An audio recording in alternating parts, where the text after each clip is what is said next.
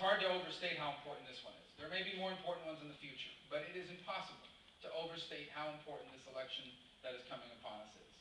And we are here today because all of us are going to leave here and have an opportunity to make a difference over the next 4 months, both in our activism and ultimately in our votes, on what happens to the future of our country. Because our nation is being asked to make a choice. And that's what's happening right now in the United States. We are at that proverbial crossroads. And the choice is not between Republicans and Democrats or liberals and conservatives. The choice is much more profound than that. The choice is about our identity as a people and as a nation. Now, our identity up to this point is well defined, and it's really easy to understand. We are the freest and most prosperous people that have ever walked the earth. The United States of America is the single greatest society in all the history of all mankind. There isn't even a close second. There's nothing to compare it to. And that's the result of difficult choices, sacrifices, hard work. The fact that the people that came before us, that preceded us in positions of power, prestige, and influence, did what they needed to do to ensure that America's greatness survived for yet another generation. One of the great stories of America is the fact that every generation of American has always left the next better off. That is our legacy and our heritage. And it is who we are even to this day. With all the problems that we face, with all the challenges before us, there isn't a country on earth that I would trade places with. And I am sure that most, if not all of you, agree with that sentiment. But we have challenges. We faced these challenges before, but we have them again.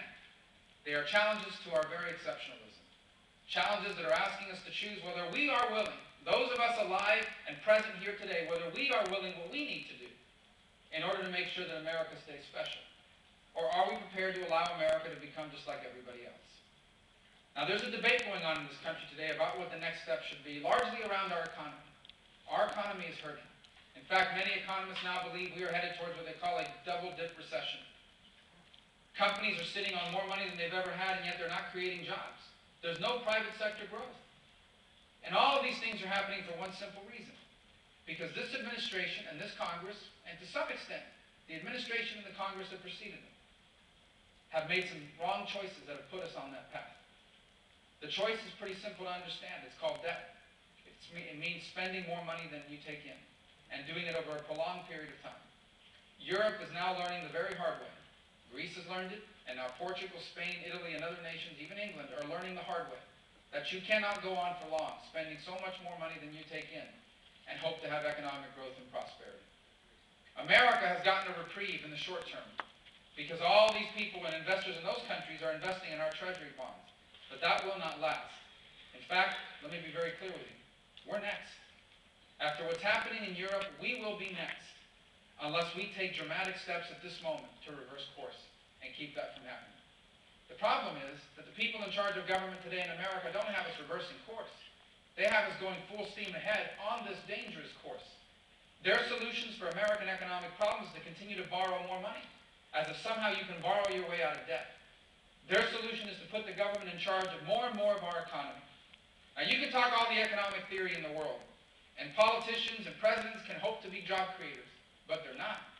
The truth is that the only way to create private sector job growth in America is to allow the private sector and the job creators within it to create those jobs. And they're not doing it now.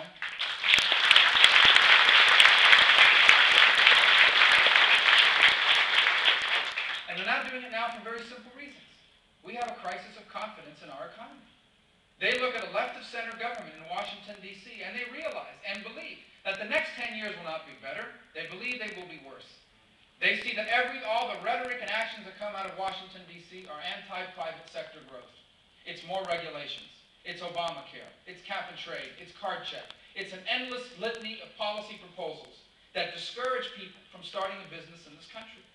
You add to that the fact that they know how this debt's going to have to be paid back. They realize that they know that the day will come when our investors, and the day may not be so far away, when the people that buy American debt will turn to us and say, look, we think your debt is too risky now, and we want to charge you more interest rate.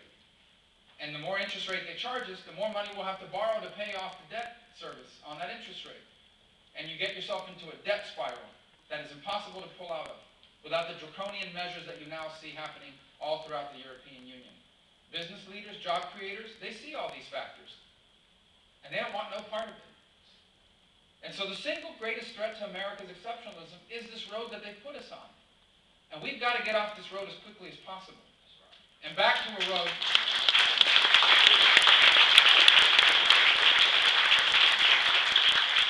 back to a road that will help us embrace the free enterprise that has given us this unparalleled level